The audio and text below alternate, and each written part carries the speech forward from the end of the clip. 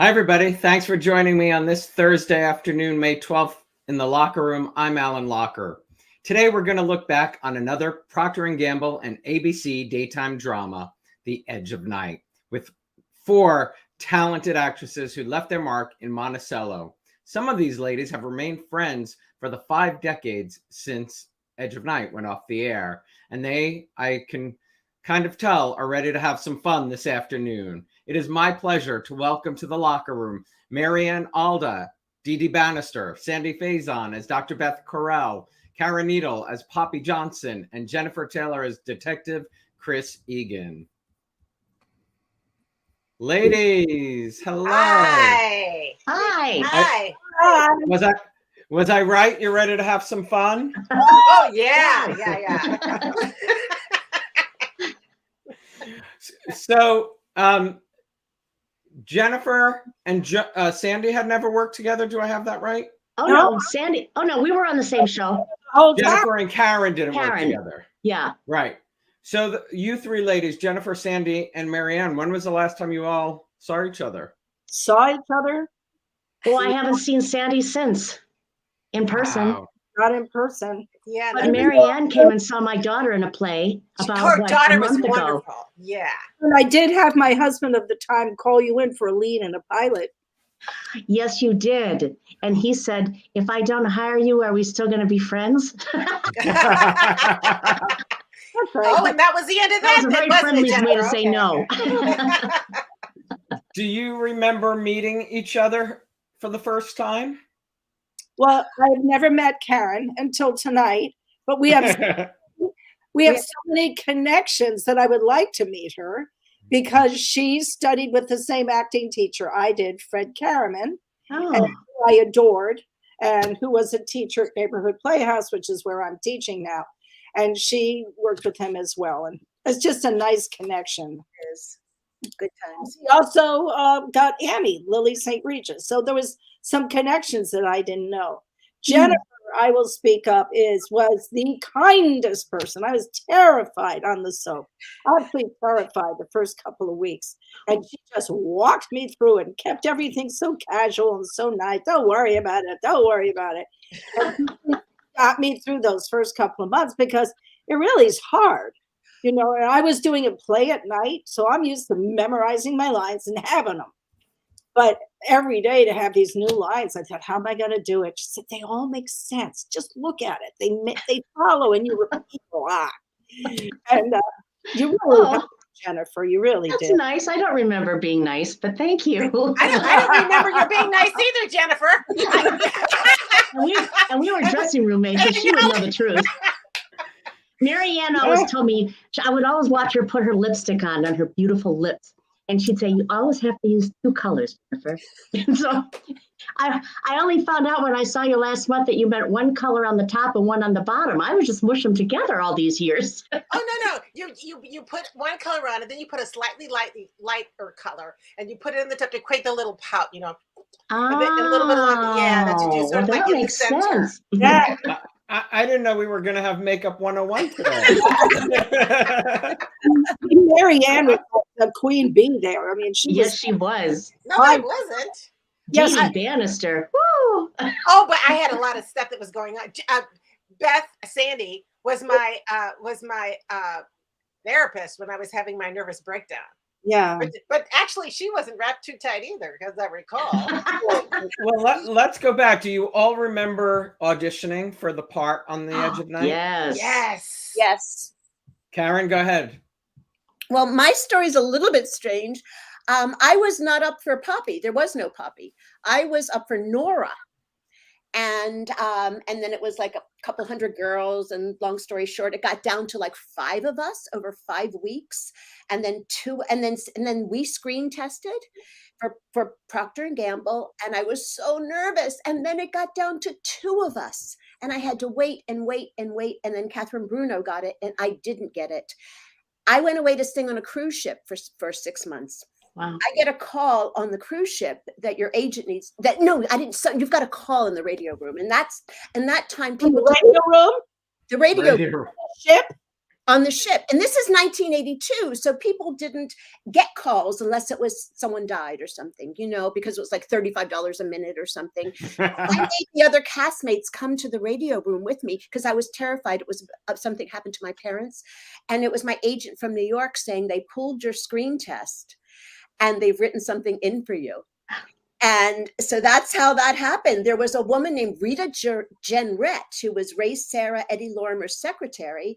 They fired her because it was Procter & Gamble, because I think she slept with her husband on the steps of the Capitol.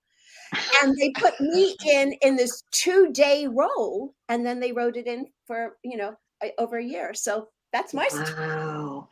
Who was Poppy? I didn't know who Poppy was. She started off, she was, Eddie Lorimer was like a gangster, killing everybody in town. He was a little James Cagney kind of guy. He was wonderful. And I was his secretary. And then it turned out I was dumb. Everyone thought I was dumb. And then I was really kind of like the brains behind the organization. So I went to Mr. Lorimer's office. What can I tell him? It's Vince. What do you want? You know, hi, he said, you know, so it turned in, and they wrote that all off of me. It wasn't ever molded that way. It was I love weird. that. That's awesome. Karen, was there somebody you had to screen test with, or was it just yourself? Well, you know what? It was I was up for Nora. It was the screen test. And I remember the person who I screen tested with was Joel Carruthers. Oh. He calmed me down because I was really nervous on the screen test. And he said, don't think about it. Just say the words. And I'll always be grateful to him for that. I will ask all of you the same question, but Sharon Rose Gabay says, I'm here, my sweet Edge sisters, so I better not hear you talk of how I was such a bitch to work with. Hey, Sharon. Hey, Sharon. Hi, Sharon. Mariann, do you remember your audition? Oh, yes, I do. But I remember Ray Sarah played Eddie Lorimer, right? Yes. He was just a phenomenal actor. Yes, I do. Similar circumstances. They were seeing everybody in town. At the time, I was doing a lot of TV commercials, and I was freelancing with agencies. So no agent submitted me because I was a commercial actress. Now, I did commercials so I could afford to do theater for no money at night. You know, I mean, that's what you did. And so, but there was something called Ross Reports. You remember Ross Reports, that little board that had all the okay. Yes. So every time I get my Ross Reports, I went to Catholic school, so I was very diligent about doing my homework. I would get Ross Reports, and I would see who the new casting people were. Whitney Burnett was the new casting director on Edge of Night. Put a picture and a resume and an envelope, and like 3 months later, she called me directly to come in and audition because no agent had submitted me for this role. And I went in, I auditioned. I think I had 3 auditions, and then it was the screen test. And then she said, you need to turn it over to some agent so they can negotiate the contract because you couldn't audition before you agreed to the contract. Right. So there were 4 of us. I remember going into the green room. It was after regular shooting day. And John Sedgwick called out all 4 of us, and he introduced us to Irving, and there was going to be he blocked it and told us the scene. He said, now you go back and wait in the green room, and then I'll bring you out each one at a time and give you a chance to do a dress rehearsal, and then we'll tape it. I was the last one. Oh. By now, it's like 8:30, 9 o'clock at night. The crew was like, can we just get this over with? I walked on the set, and John said,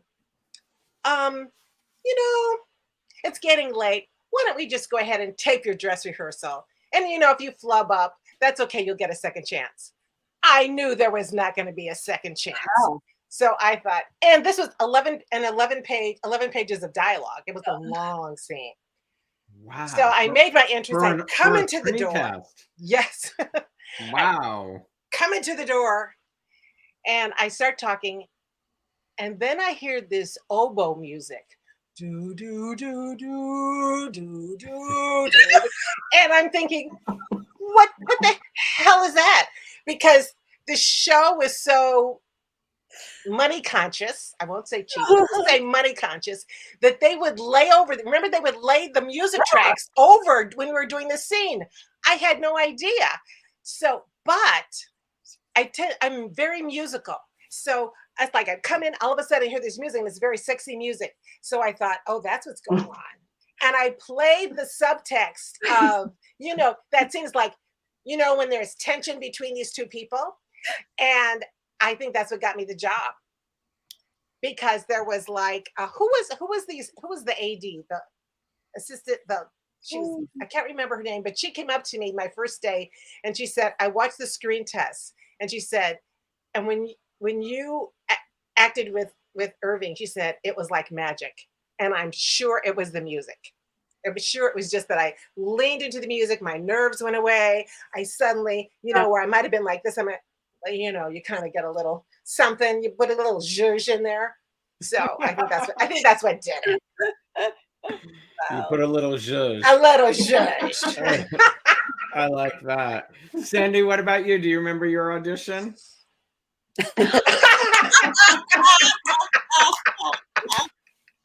Okay. Not a clue. Not a clue. That's all right. So it's 1 or 2 years ago. But I do remember and loved the fact that music was pumped in during scenes. I mean, I can still cry at the theme that they gave me. I know it so well. It's just in my face now, that theme, and I think of Joel and I think of the show and I think of, I just think of it all. But I can't remember my audition. Probably better. And Jennifer? I remember the last audition the best because I think I had 5 auditions. And the first one was, on tape, probably with the agent. I don't know how they did it. How'd they do it? Did we tape and they just send them the tapes back then? Didn't you first read for Whitney and then you read, I read for Whitney and then I read with Nick and Jackie. I always had live auditions with people until my screen test. Who was the director with the silver hair? Dick Pepperman? Richard Pepperman? John Sedgwick? Yeah, John Sedgwick. Okay. John Sedgwick. John Sedgwick was there. So it was like the 5th time I had gone in. I don't know. It was like the 5th time, and I thought this is ridiculous.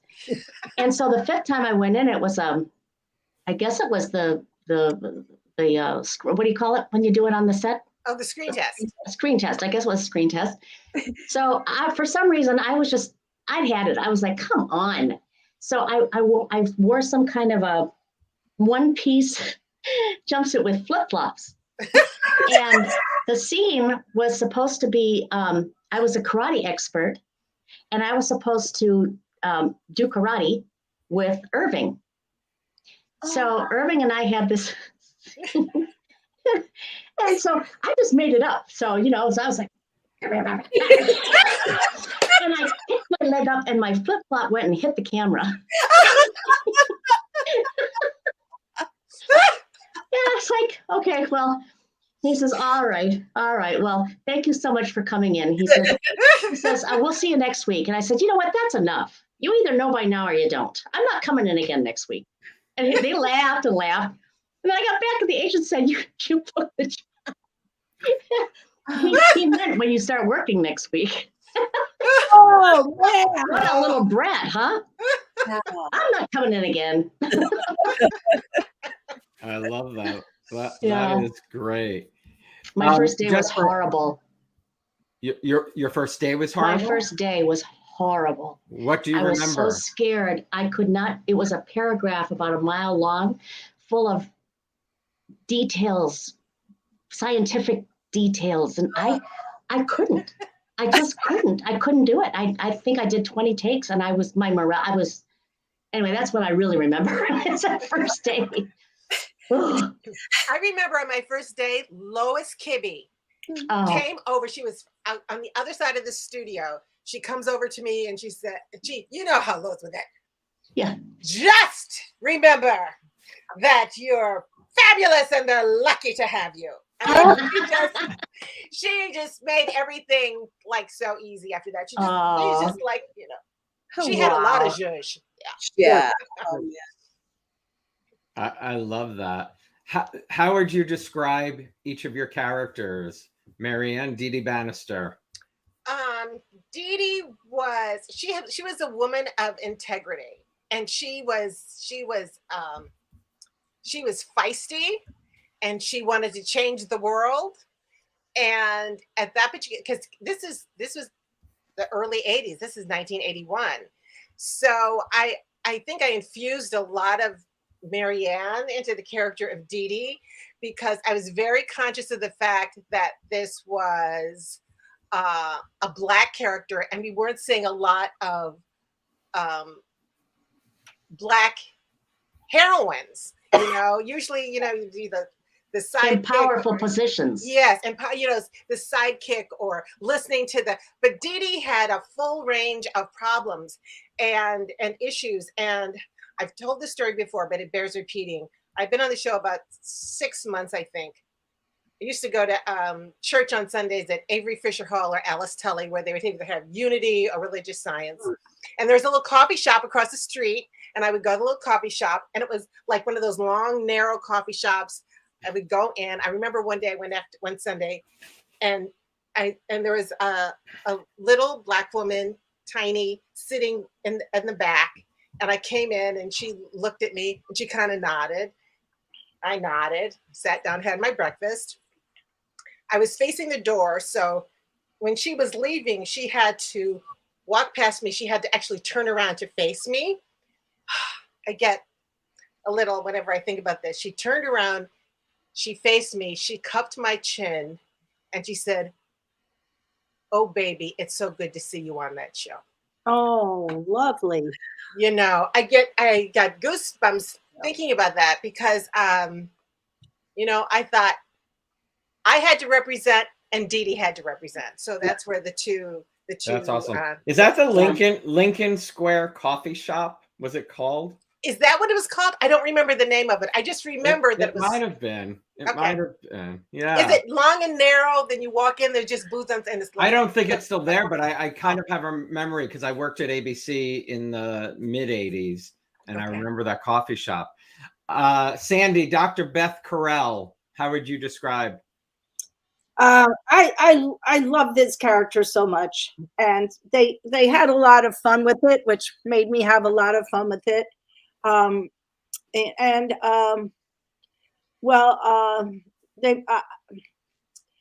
I was a psychiatrist, and 35 and a virgin. So we can start there. So she didn't have it all worked out yet. And she's giving it love advice. Probably I give love advice to everybody.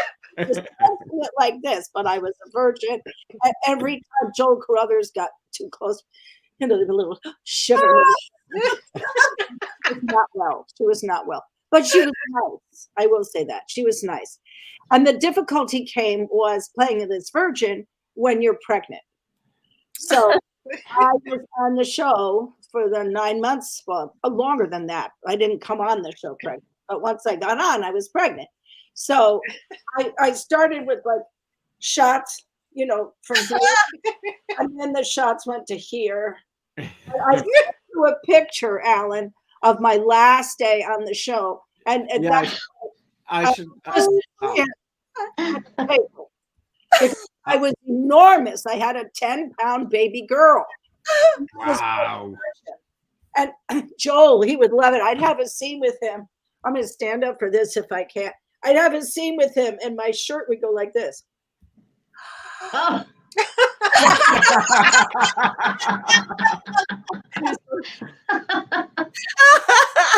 Oh, that's funny. As my daughter, who we called Sparky at the time because we didn't know if it was a boy or a girl. Oh, that's great. I think Jennifer, you gave her the name Sparky. Did I? I think you did, and now you have a Sparkle House.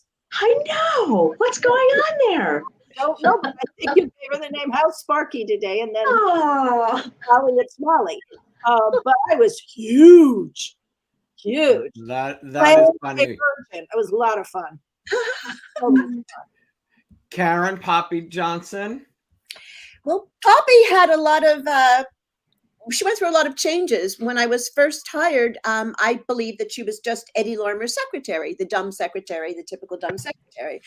And then one day, and then they developed her, and she had a romance with Damien, who was Christopher Jarrett, because he was investigating Ray. So I kind of played, he was undercover, I was undercover, and then finally I get a script one day and it says she drops the dumb voice. And I'm like, what?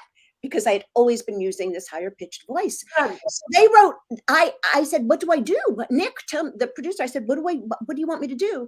No answer. He just said, keep doing what you're doing.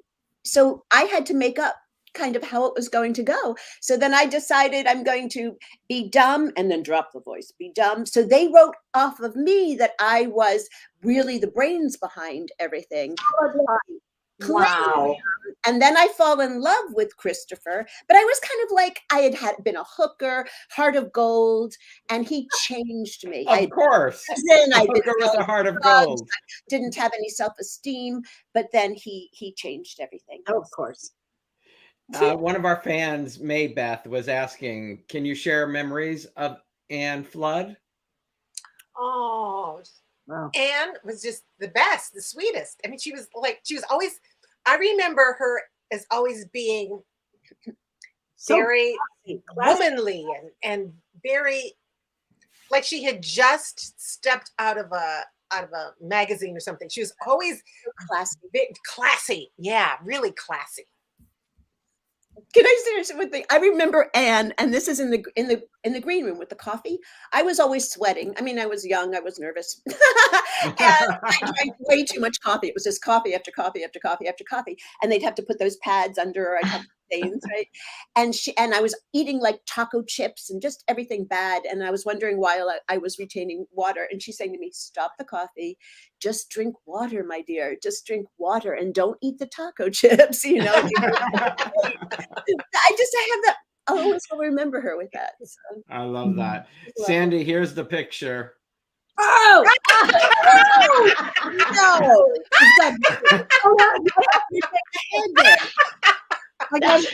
I mean, is that not ridiculous? That is crazy. I've seen a lot of things in daytime. That was a new one. Yeah. But we couldn't even get a chin because I had like 5 chips. So funny. Oh my God. So funny. Jennifer. Maybe a week later.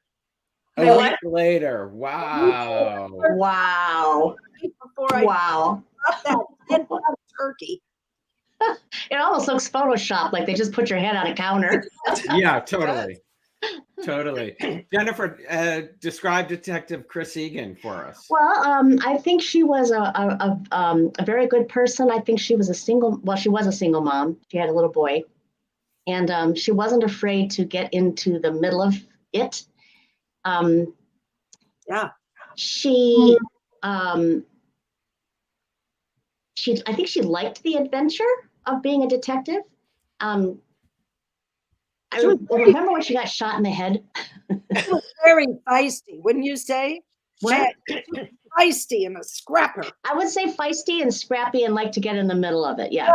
Really. And but she wasn't afraid to head directly into danger. Yeah. As you'll recall, she got shot in the head. She was blind. I remember I looked like a Q-tip. I had like a little white bandana, a little white, gauze around my head. And I was in the hospital. Tony just said the blind story was very scary, but very well done. Oh, thank you. I thought it was hilarious. Shot in the head, blind. I would lie in the hospital bed, knowing when, where the camera would be, when other actors would have to come in and cry over me. But what the camera couldn't see, but the actor could see, was that I painted eyeballs on my eyelids. So it looked like my eyes were wide open. And so I remember, I think it was Joel came in once and he's like, "Oh, Chris." Oh, Chris is laughing. But then at the end, remember how she was alone out in the country and her killer came back and she didn't know it. To me, that was the scariest thing, where she was walking and heard something. She was carrying logs. That was it. Heard something and a killer was right behind her, holding a log like he was going to smash her. Well, he chases her. She runs into the barn. She climbs up a ladder, all blind. Scoots over bales and bales of hay. He's coming after her. And finally, somehow, she pushes him blind off the top of the second story of hay, and he falls to his death and lands on a pitchfork. Oh my God. That is such good soap opera right know. And that's what I loved about Chris Egan. It was just fun. Yeah. But she got her sight back? Yes, one day it just miraculously came back. That's what happens in soap operas. 150%. Sandy, a lot of the fans were curious. John was curious about working with Marcia Cross near the end. Yeah, what do you remember about? I loved working with Marcia Cross, and it was fun for me to be able to make her relax because she was younger and a new graduate from Juilliard, and we got on really, really well. I always was perplexed, though. I have to say this. You know, my name was Beth Correll. Yes, her name is Liz Correll, and actually Elizabeth is the same name. So our parents named us the same name and called me Beth, her Liz, but Elizabeth is the same name. So we had moments where we got confused. So Michael Maloney, Sandy, is a soap opera writer. He writes about the soap industry, and he sent me that. He sent me that question. He's like, "How did they, Beth and Liz is Elizabeth?" Right. That's exactly right. But boy, so beautiful.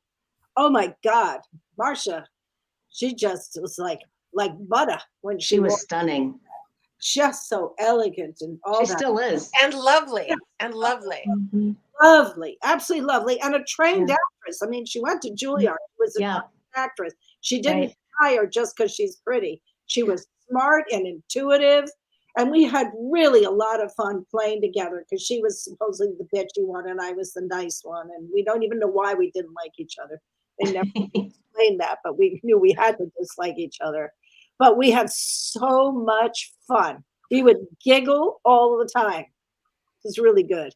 Not while shooting. We were pros. But. Not while shooting. Yeah. Well, that's good. And Marianne Freeman was asking about working with Ernie Townsend. Oh my. We were just like little mischievous little people because the way we would shoot the show, like in the morning when we would do blocking, we would do the show from top to bottom. Now they'll do all the scenes in one set, but we would do the show from top to bottom. And so by the time they would come to our set, Ernie always had a way of saying, okay, so I'm going to do this. And then I'm going to do a somersault. I'm going to flip you. And he would always come up with some innovative way to do the scene. And then whenever John or Dick Peppermint would come by, you would say, okay, let's sell it. And 9 times out of 10, I can, John was kind of like, okay. But it was fun working with Ernie. We were little mischief makers. And, Karen, do you have that picture? Yes.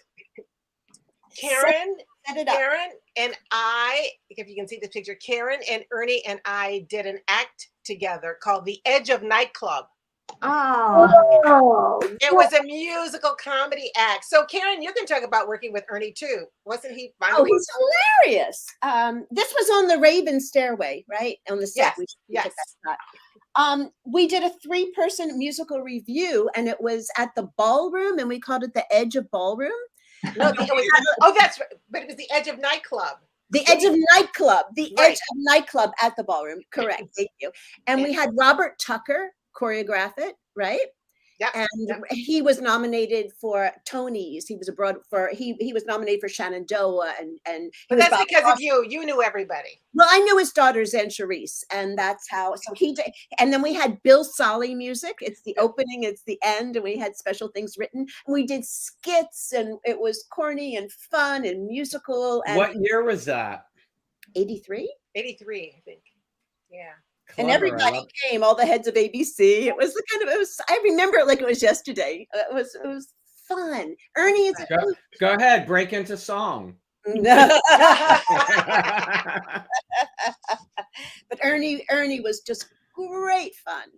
Go along with everything. He was just He great. still is great fun. I am in touch with Ernie. He's in London, isn't he? Well, I don't know about that. Oh, Oh, he was an assistant principal when I was an assistant principal. I was at LaGuardia and he was at his school. And we would communicate all the time. And do you have something like this? Do you have a standing mic? Do you have an IV stand? We'd talk back and forth about stuff like that. And I taught his two daughters who were brilliant. My brilliant daughters at LaGuardia became stage managers at LaGuardia, and they were just super bright and gone off and done great things. But whenever I was in trouble or needed help, he would run over to LaGuardia and help me, always. wow. You all sort of mentioned John Sedgwick. I worked with his daughter Joanne, who was a director at Guiding Light. What do you remember about John as a director? He would say, if you can't make it good, make it fast. I remember, this is it, and to this day, louder, faster, funnier. Get the fuck on, get the fuck off.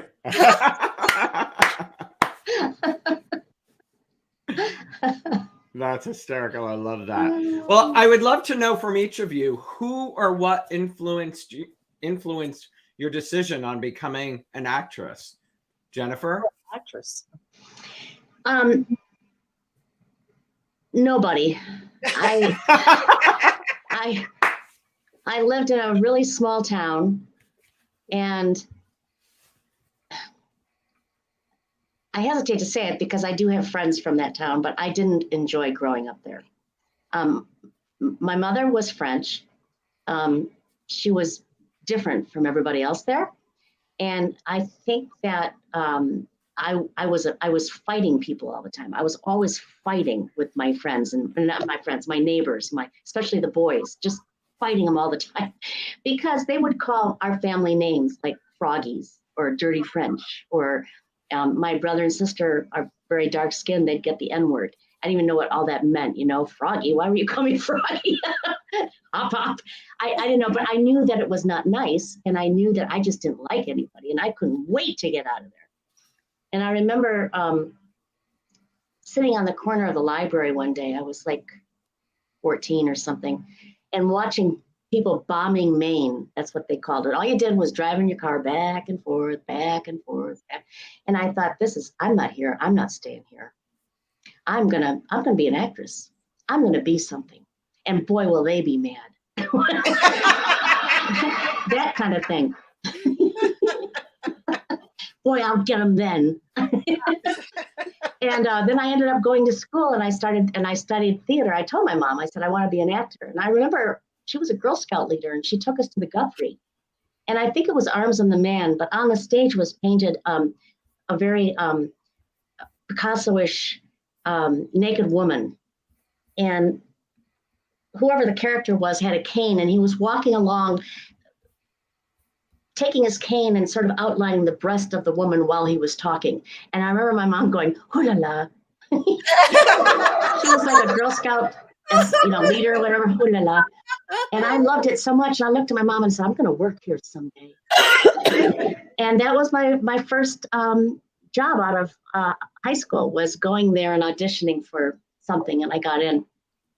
And that's how I got into it, out of spite. Out of spite to that hometown. And revenge. Sandy, what about you? My parents took me for my birthday every year to Broadway shows. So I think I was 6 when I saw West Side Story. Mm. And I went, I want to do that. I saw Camelot. No, I want to do that. You know, I mean, I saw them all. Sound of Music, that one, Mom. That's the one I want to do, that one. I just was in love with Broadway musicals. And my mother reminded me that I didn't sing very well and I wasn't a dancer. So what do you think I could do a musical? So, I mean, she did, but I was determined. There was no stopping me. And I have a really mediocre voice and I really don't dance. She's absolutely right. And I just wasn't going to stop me. Absolutely not going to stop me. I knew I would never get a replacement in a musical because that's really hard to do because they already have it all set what they need and want. And I am really way too weird. I don't fit into a slot. So I made a point of auditioning for new musicals. I went to the neighborhood playhouse, as I said before, with Karen, and I love doing character work. And in Annie, but your Broadway debut was a musical. Yeah, it was. So their mom. Oh, yeah. You proved Mom wrong. Yeah, but they needed an actress for that because they had no idea what Grace Farrell was. I auditioned that audition. I remember that was 9 times. I went in 9 different outfits, 9 different accents, and I kept going back in. And I said, "What do you want next?" And Martin said, "You on our team." Wow. Wow. Oh, that's awesome. Martin Sharnon was so good to me. He absolutely should not have cast me. And yet he's so glad he did. So it ended up good.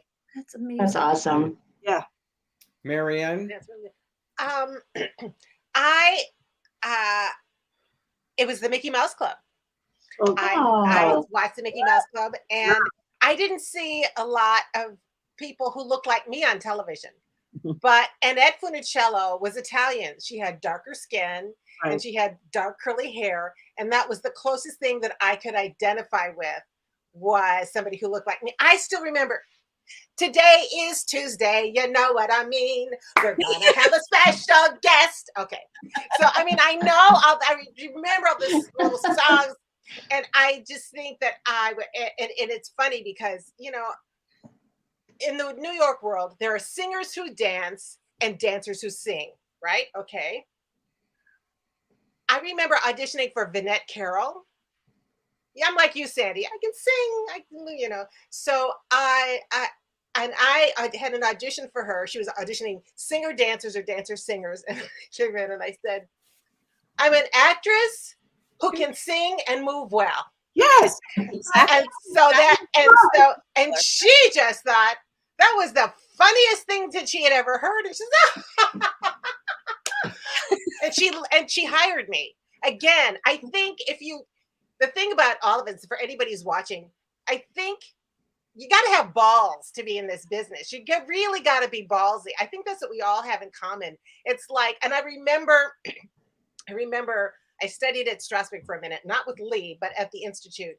But I remember sitting in on a workshop with a seminar with Lee Strasberg. And he said, someone can have a thimble full of talent and somebody can have a tumbler full of talent.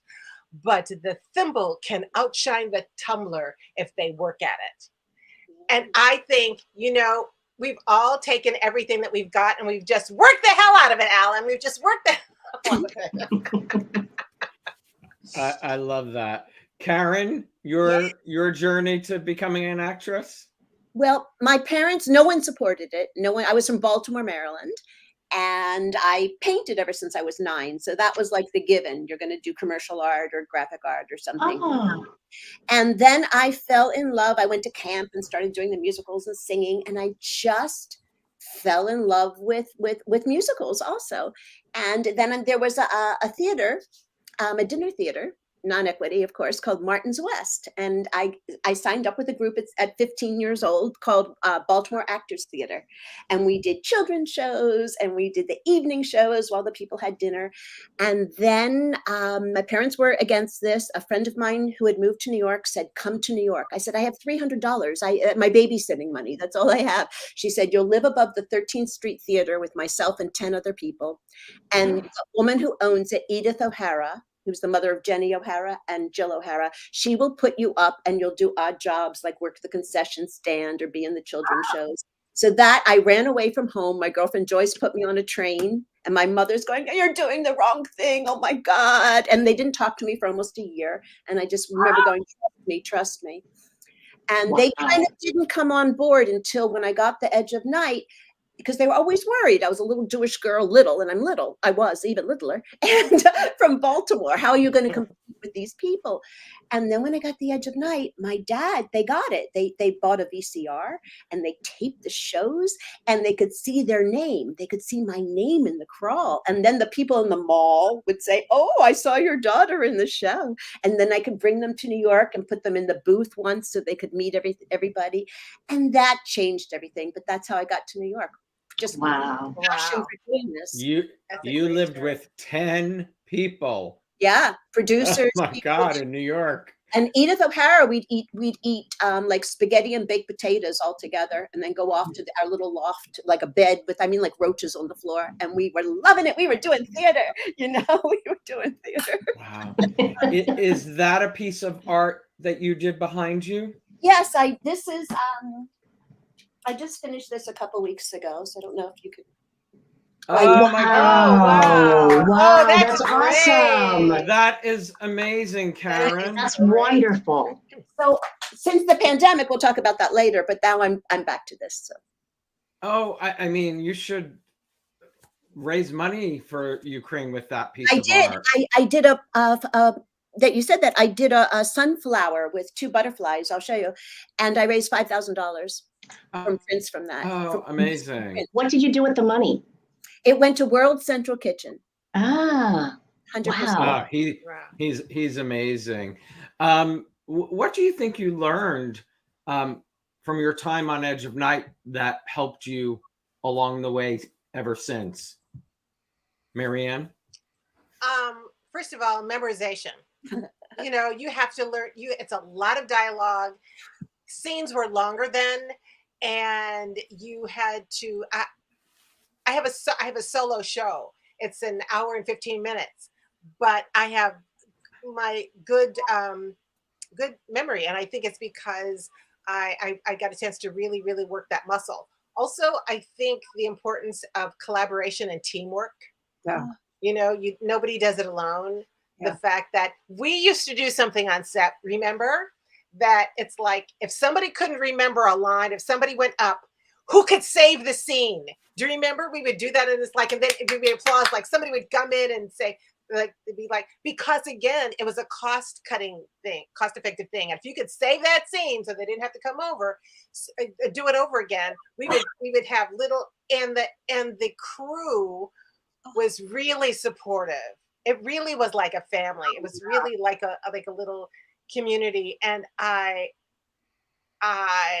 have kept those memories. As a matter of fact, when the show went off the air, so many of us came out to California together and we supported one another. Mm-hmm. That's awesome. You just mentioned your one-woman show. Will you tell us about it? Sure. Can I twist your arm? Sure. Did I? Okay. It's called Getting Old as a Bitch, but I'm going to wrestle that bitch to the ground. After Edge, I moved to LA and I did a lot of sitcom mostly. Made a great living for 30 years. Then I hit my early 50s and the casting director stopped calling. I mean, women, as we age, we hit that glass ceiling of ageism. Long story short, I had to make a living. I became a hypnotherapist, started seeing women clients at midlife, realized very quickly that my job was not to hypnotize them, but to dehypnotize them from the trance that we are all in, that women lose value and social and sexual currency as we age in this culture. And the funny thing is that actors are highly suggestible. So when I was giving my clients the positive suggestions, my subconscious mind took it in. And if I was, I was telling them, raise yourself up, be all that you can be. In the meantime, my little psyche is saying, hey, I'm talking to you. You can't tell them to do and you're not doing it. And so for the last 20 years, pretty much, I have been a positive aging activist. I do sketch, I do stand-up, everything to promote changing the paradigm on women and aging in this industry. And what really keeps me at it is that when I do live performances, women will show up, not just older women, but younger women who are afraid to get older, and they can look at me and say, oh, well, not so bad. It can be okay. So that's my jam. That's what it is that I'm doing these days. That's incredible. Keep it up. Keep it up. Oh, and Jennifer, I have a TEDx talk, people. Go to my TEDx talk. Check out my TEDx talk. Ageism is a bully. Stand up to it. Okay. We have to stand up to it. We have to change this, all of us. Absolutely. Absolutely. Jennifer, what do you think you learned? I feel like I learned a lot about myself many, many, many years later because of the Edge of Night. It's not all good things either. It's like, honestly, I look back and I think what a little brat I was. How immature I was. Yes, I was, Sandy. I partied too much. I didn't save money. I did kind of rotten things. And I just wasn't the best person. I could have taken the power that a show like that gave me and done something really good with it. And I kind of wasted a lot of that. But I was young, I was immature, I was from a small town in Rice Lake, Wisconsin. I was out for revenge and nothing, I didn't grasp the enormity of that opportunity. I really didn't at that time. Years later, I look back and I go, wow, I'm so glad I've grown up, Yeah, but I don't mean to make it sound like it was a downer. It wasn't. It was like the most wonderful time meeting everyone here except for Karen, but I wish I could have. and making friends with people that I think about all the time who are now not with us, like Joel and Irving and David Froman. They were just the best. And so my memories are great, but when it comes down to personal, I'm a little embarrassed of how immature I was at the time. But it's hard. It's hard for us when we all grow up and you get a job at a young age. There isn't somebody to take you by the hand and tell you that you should, enjoy it. You should treat people, there's just a lot, like even, in business jobs as well. I got promoted very early and no one really walked me through what having, a powerful position and being, I could be a mentor, different things. So I think it's in every field that, we should help people, if we can, to realize, enjoy the moment. And that makes me feel better. Yeah, I would have liked to have had somebody like that by my side. Yeah. I want to say something in your defense, Jennifer. I have to. Okay. You have raised two phenomenal children. Two phenomenal children, Lily and Riley. They are just wonderful, kind, considerate, generous human beings. I got a chance to see Lily in a play. She's extremely talented. They're just lovely, lovely people. When I came to see the play, and I hadn't seen either one of them since they were like little, and Riley is just like, he's so warm and gracious and gives me a hug like I was one of his old aunties or something. They're just really, and that says everything. Maybe you did all the bad shit so that they wouldn't have to. No, I begged them to. I didn't like it. They were so good. Oh, I would. I'd say, come on, guys, smoke a little weed. Go out, drink a beer, for God's sake.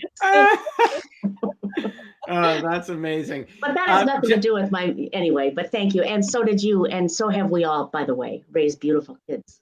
I have no kids. I have a cat. Well, except for you, Karen.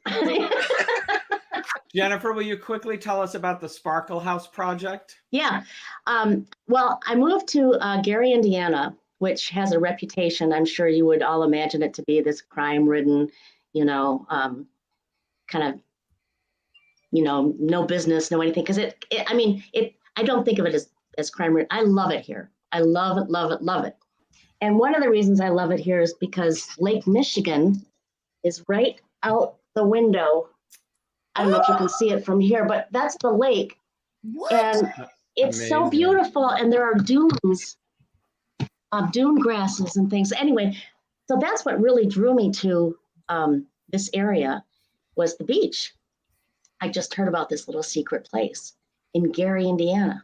So It's anyway, Miller Beach, though. It's a section called Miller. I've been there, and it's beautiful. it is beautiful, but it is one of the 5 neighborhoods of Gary, or maybe there's more neighborhoods. It is a neighborhood of Gary. You know what I mean? It's my address is Gary, Indiana. So I know it's different, but it really, I don't know. Anyway, so when I first moved here, a lot of the businesses were boarded up and the streets were really dark and there was nothing to do. Gary didn't want to move here, but all I saw was opportunity. Whenever there's darkness, I want to create something with light, And so I had a little studio here and I didn't like paying rent for it. And I said to my friend Anna, I said, boy, I wish there was a place that I could turn into my studio that I wouldn't have to pay rent for. There's so many abandoned places. And she said, what about this house on my street? It's like the worst street in all of Miller anyway. There's houses that are almost falling down to the ground and they're filled with raccoons. And there's a lady on the street that says, oh, that raccoon's on my TV every night. I gotta swat it away like a cat. And it's not a nice street at all. But I found this little abandoned house and I started driving by it and it started calling to me and I started going inside and like cutting the vines away because you don't see that much of it. And I finally got in there. I thought, oh my God, I have to have this. So I bid on it. I was the only bidder, so I won. So I bid $1, but they wouldn't accept it. And they were giving me a hard time. And I said, I don't know what your problem is. What about 1,000? And they said, okay. So I got it for $1,000 and then they threw in the lot next door. Well, it was all covered with trees and stuff. But now it's fuchsia and it's covered with little mirrors and sparkly things. People gave me jewelry and beads from Mardi Gras and wine bottles. I'm building fences out of them. So you can look up Sparkle House Art in Gary, Indiana. Actually, the website is sparklehouseart.com. But it's just a joy. And I let people use it for free for meetings. I've had rehab meetings coming in talking about getting Narcan to people. Somebody's using it as a fundraiser. They want to start a theater here. In a week or so, they're going to have a fundraiser. Anyway, it's also my painting studio and just my big art project. Yeah. I love it. Yeah. Wow. So cool. Makes me wish I was there. Wow, that's beautiful. Jennifer, I remember you though backstage when everyone else would be back there trying to memorize their lines. You were always sketching. You were always drawing. Oh, yeah, I always have all my life since I was. Oh, there it is! There Yay! it is. Beautiful. Oh, if you could have seen it before. Oh my God, it didn't have the deck that I added on. It had to have new windows. There were no utilities at all in there. Everything was stripped. It was just a box. So yeah, the ceilings were falling in and That's amazing. oh, That's amazing. Karen, you would love it. I love it now. I feel it. I'd love to paint there. Yeah, Yeah. it's a nice place to paint. Gosh. Oh It my looks it. Sandy, what do you think you learned from your time on Edge? Working in the moment.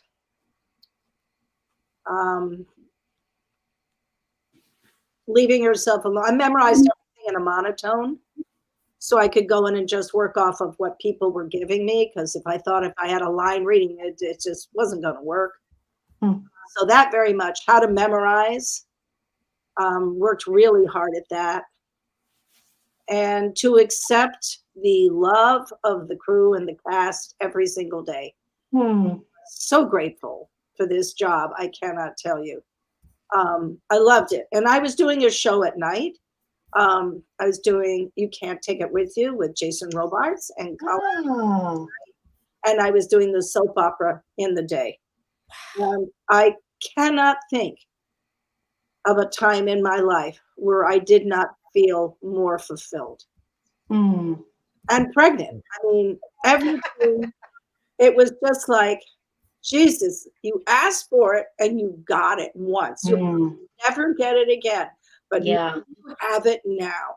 So I'm just an incredibly grateful person. And when it turned, like we've talked, at 50, when I don't feel the community I was part of was grateful or made me grateful, and as a matter of fact, turned my stomach, I said, there's enough. And I just closed the iron door. And I thought about, well, what makes you happy? Like, I could have told you Jennifer would end up being an artist because she never stopped drawing backstage. It was always in her to be an artist. And I did a lot of volunteer work at this little school called the Country School with an actress, Rachel Tickerton. They had no acting program of any kind. And we did this variety show every year. We never made a penny. We spent our own money on it all the time. And I just thought, I love this so much, giving people the freedom to feel like they can sing and move and be silly on stage. These little munchkins, from 2 years old to 6th grade. Couldn't have been happier. And then I thought, I'd like to make a living at this. So at 50, I applied to NYU Steinhardt Education, and I got my master's in educational theater.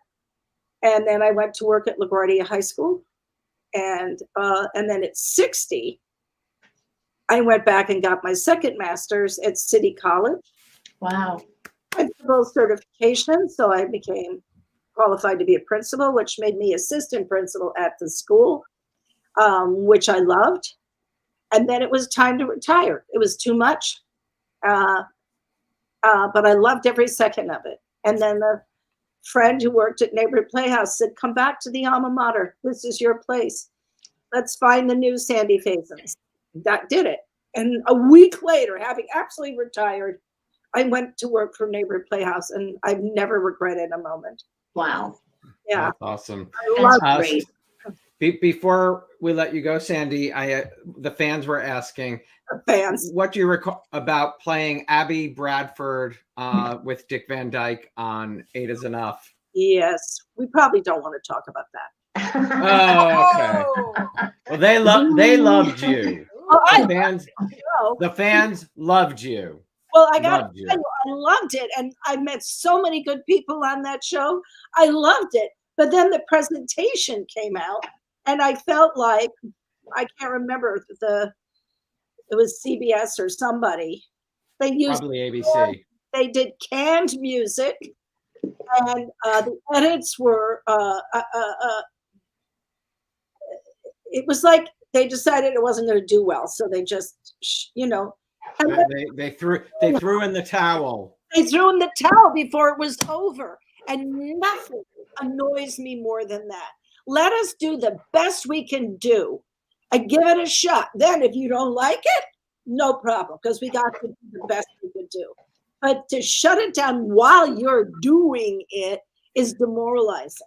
Yeah. Not the cast. The cast was fantastic. They suffered like I did. But the suits. Yeah. Suits were just awful. Were the worst. Never. Karen, for yourself, what do you think you learned? Well, again, I also went with memorization, because you're on the wire there. I remember once they did a scene where Damien was shot in the throat because they knew he was a great mime artist. So they wanted him to use his skills miming. So I had to do all the talking for like 17 pages, because he couldn't talk.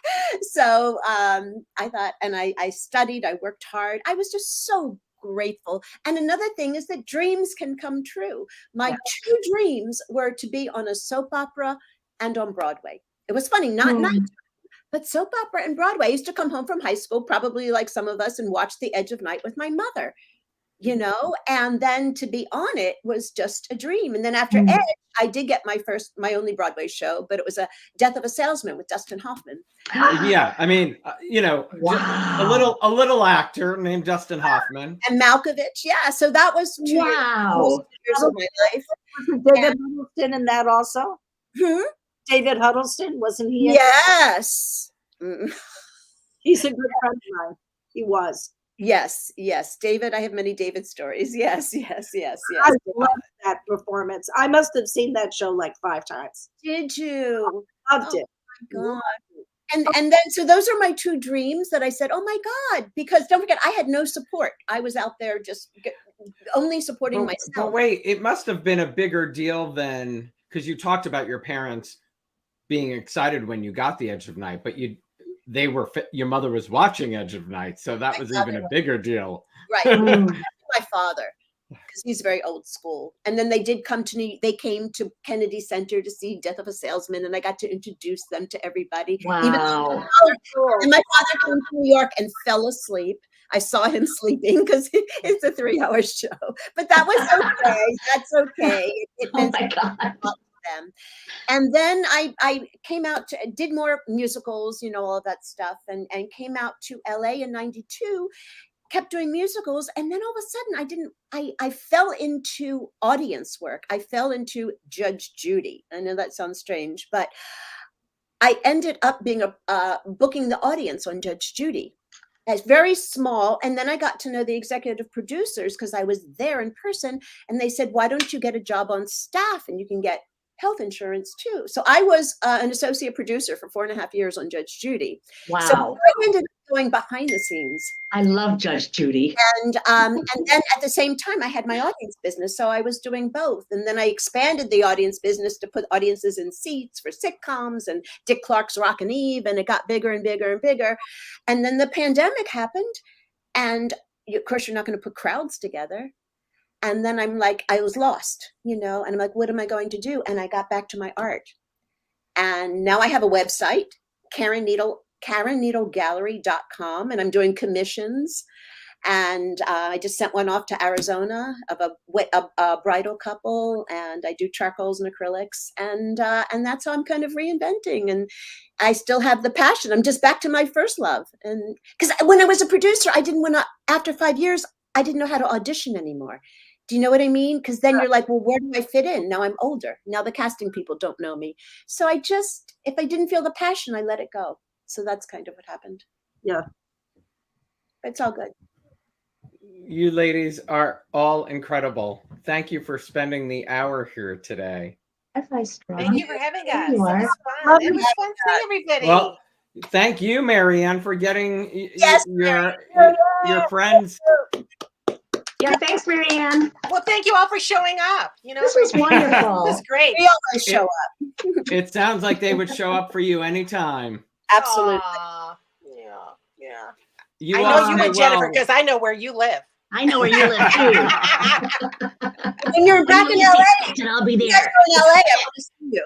Absolutely. Oh, I would love to Absolutely. see you in person. This was great, Alan. Thank you. You're so welcome. So much.